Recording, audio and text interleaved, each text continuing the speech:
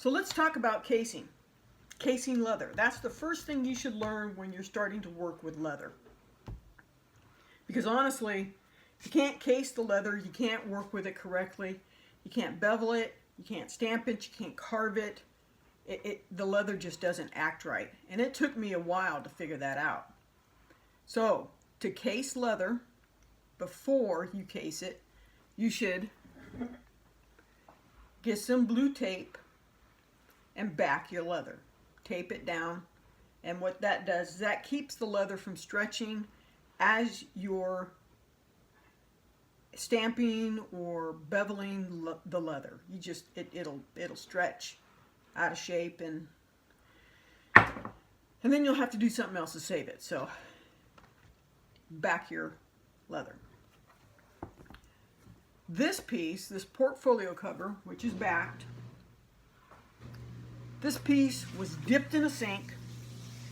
I waited until the bubbles stopped coming out of the leather,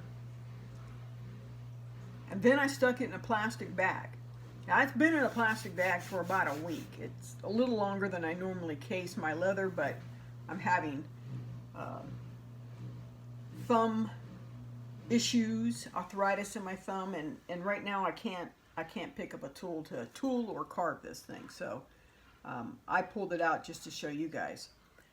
If I was to work with this, I would let it dry back. And when I say dry back, I mean I would let it dry out until I thought it was ready to carve and then bevel. And that's the tricky point, is trying to figure that out. This leather, this is wet. I just dipped it in the sink for 30-40 seconds. The back is definitely way darker than this side, so it's wet.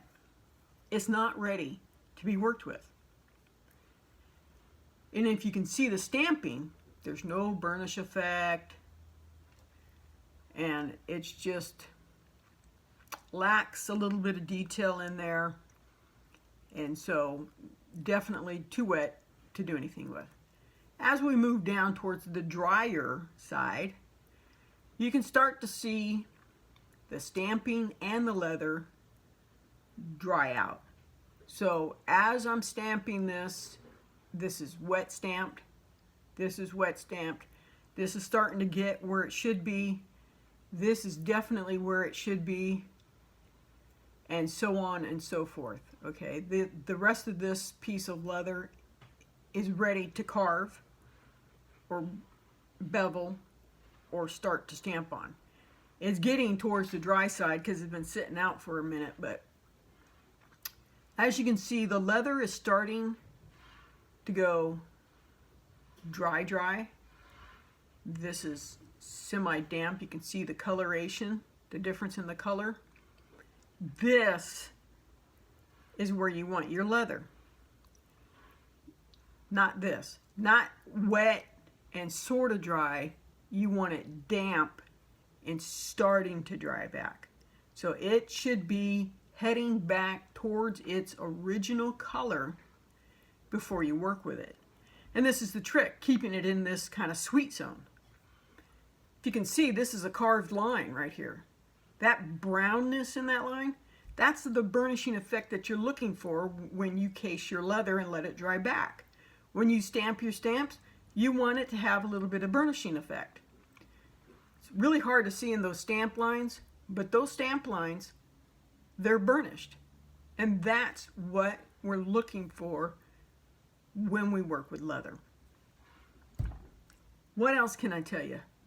Case your leather. Make sure you back your leather, because God, I've made that mistake many times.